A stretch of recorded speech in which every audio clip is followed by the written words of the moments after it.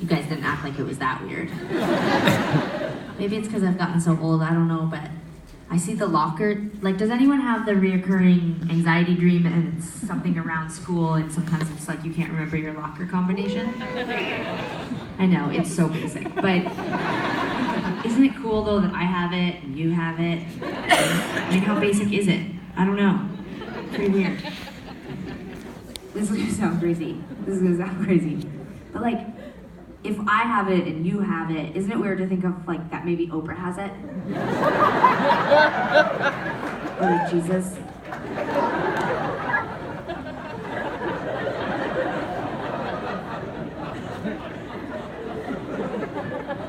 It sounds like David Beckham. I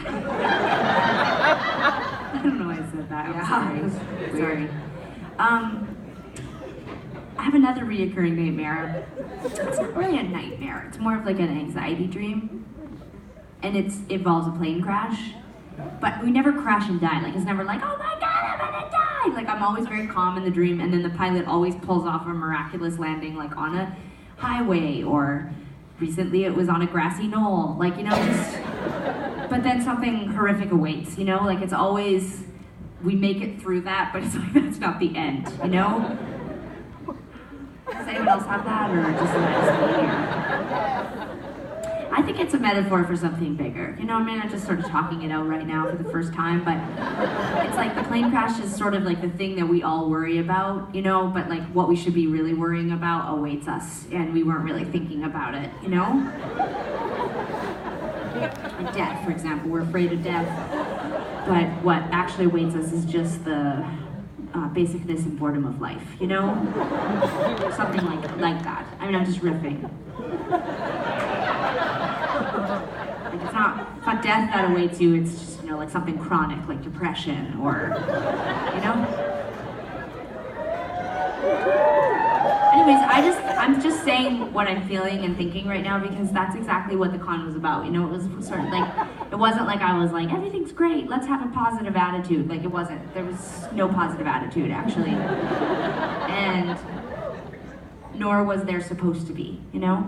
You look really tense, Tegan. Are you uncomfortable with the things I'm saying, or are you fine? Okay. Your face is, I know you really well, so it's just, your face seems tense. Oh, no. Do you want a face massage? Is anyone a masseuse in the audience? Is there a masseuse who can massage the ass? Yeah, I don't believe that there's that many masseuses. Anyway, how am I going to call bluff on that? How much training? No, I'm letting you, we've been saying that you were very anxious 10 years ago and you hated this record cycle, and I lived a pretty joyful, pretty exciting record cycle, so I'm leaving a lot of space for you to experience, in this case, your dreams with a group of strangers, because I think you know, we've been calling it the Sara Sympathy Tour, like, you know, it's good, like she wants to tell you, she didn't tell you back then, but now she's here to tell you just how bad it is. Well, Tegan spent the whole real con cycle being like, everything's great, and I'm like, let's get real, because it's, you know, 10 years ago, I couldn't actually interrupt Tegan and say that because I was actually mute with depression and sadness, so I know, and I just would watch Tegan and I would think like, she seems like she's having a great time and I'm really bringing her down.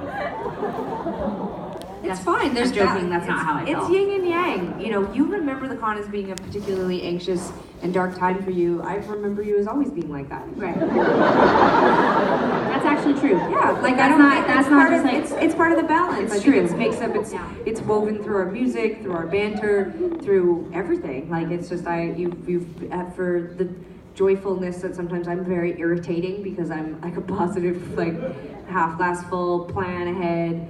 Come on, you're everyone. You're gonna think this is a bit. You're the opposite. In fourth grade, Tegan was super into clowns, and she would set up chairs in our living room, and she would put all the stuffed animals, and then eventually she would bring in my mom and my stepdad and me, and she had like a whole outfit. My mom was really into sewing, so she used to make us like those hammer pants, like those drop crotch pants.